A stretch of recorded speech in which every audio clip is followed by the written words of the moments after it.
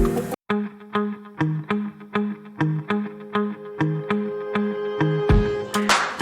up mga klase? Usapang sports tayo. I'm Dayan. I'm Noy. Tayo na at magsimula.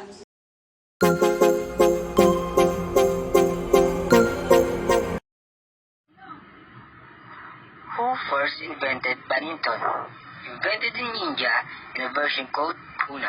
British Army officers learned the game about 1870.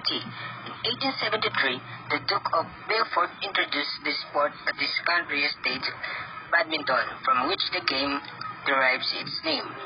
What is the old name of badminton? Pune.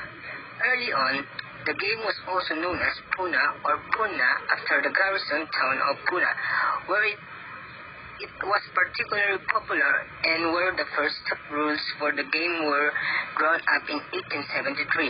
By 1875, officers returning home had started a badminton club in Folkestone. Why is it called badminton? Badminton takes its name from Badminton House, home of the Duke of Beaufort in the English country of Gloucestershire. In 1873, the Duke is credited with bringing a version of the game Pune back from India and introducing it to his guests. Who is the father of badminton? Prakash Padukone.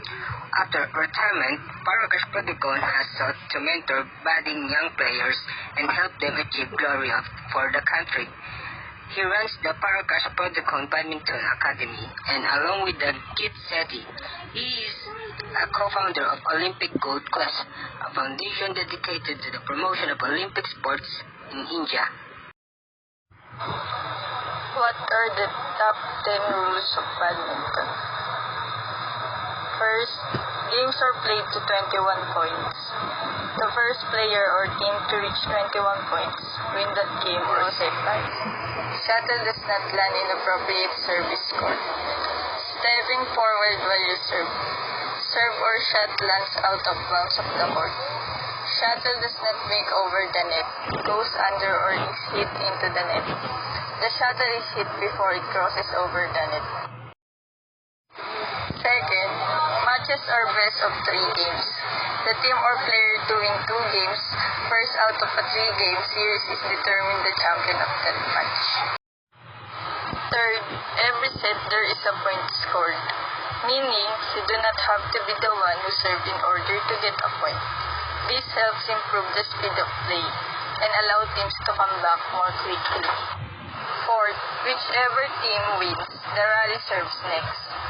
As soon as the shuttlecock is served, gameplay begins in the act of hitting back and forth between players or teams.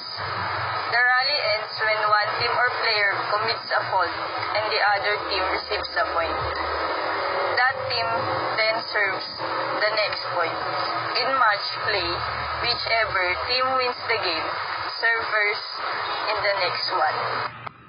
Fifth, must win by 2 points. Meaning, if the game was tied at 20-20, the player or team will need to score 2 points in a run to make the score 22-20 in order to win the game.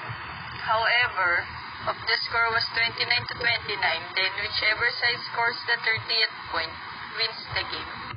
6. 2 minutes interval is allowed in between each game. Players have the chance to catch their breath and continue to hydrate, an important element of all sporting events. Players also given a 60-second break after the 11th point in the match is scored as well. 7. Cannot touch the net or its supports with your racket or body while the shuttlecock is in play. After the shuttlecock is hit into play, players cannot touch the net or supports with their racket or body. This automatically results in a fault and a point for the other team. This rule was put into place to reduce interference with the net and can be called by the official at any point of play. 8. Cannot hit the shuttlecock consecutively. In badminton, players cannot hit the shuttlecock 2 times in a row. Even if a player accidentally touches the shuttle with their racket and their partner hits it over the net, that will still be a fault and a point for the other team. When score is odd, you serve from the left service box. When score is even, from the right service box. The shuttle must land in the service court diagonal from where the server is standing. Players only switch sides after winning a rally by a point. And last, service does not alternate in doubles until the opposing team stops the rally. Amongst a team of 2 players, services do not change between them until the other team stops the rally. It is only until the team wins the rally, again in a point, will the service change between the 2 players. What are the equipments in badminton? First, badminton rackets. Modern badminton rackets are light in weight and don't weigh more than 100 grams. Shuttlecock. 16 feathers fixed in a cork-based envelope in a thin leather sheet. The best badminton shuttlecocks are made from feathers from the wing of a goose. Net in badminton. The element that divides the court into 2 equal parts and over which all shuttles must pass to continue a rally. Other badminton accessories: shoes, grip, socks, wristbands, headband, and etc. Types of badminton court.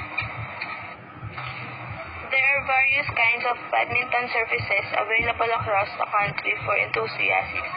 Here are the 4 types of badminton surfaces that are usually laid out at the arenas. Synthetic surface. This surface is the most common surface used in majority of the top-class badminton venues and for professional matches. This surface comes with a wooden base on top of which synthetic mats are laid. These courts provide a good bounce and are anti-slippery. They also protect your knees from injuries and reduces the strain. The synthetic mats are either made of PVC or PU. Wooden surface. This surface provides a good setup to play with a good shot making and bounce, but sometimes it is bound to be slippery. When the wooden surface is spread with the player's sweat or water, the surface might not be desirable to play. Acrylic surface. They are most similar to the synthetic surfaces that come with PVC PU. The level of shock absorption they provide is not as good as the synthetic cords or the wooden cords. They come in various colors. Cement surface. Cement surface was used in olden days for badminton courts. This surface is mostly employed in the outer badminton courts, where the surface is laid out using concrete.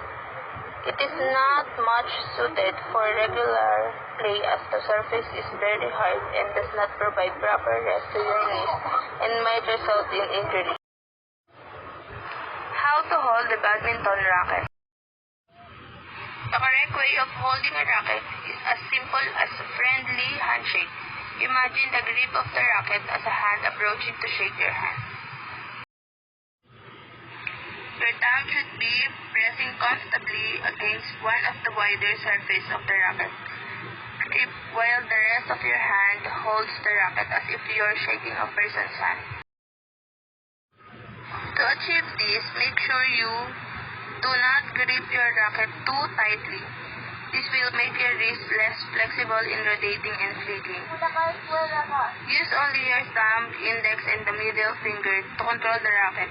Your last 2 fingers should rest comfortably on the badminton grip to balance the weight of the racket. Forehand badminton gripping technique.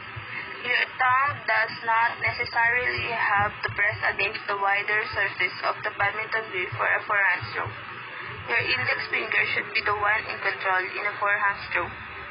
This simply means using your index finger to push the racket forward while doing a forehand stroke. Backhand badminton gripping technique. A backhand stroke requires you to use your thumb, so you should now press your thumb on the wider surface of the badminton grip. Relax your index finger and move it closer to your middle finger. Just remember, finger action plays an important role in generating strength for a badminton stroke. Push your index finger forward for forehand strokes. push your thumb forward for backhand strokes.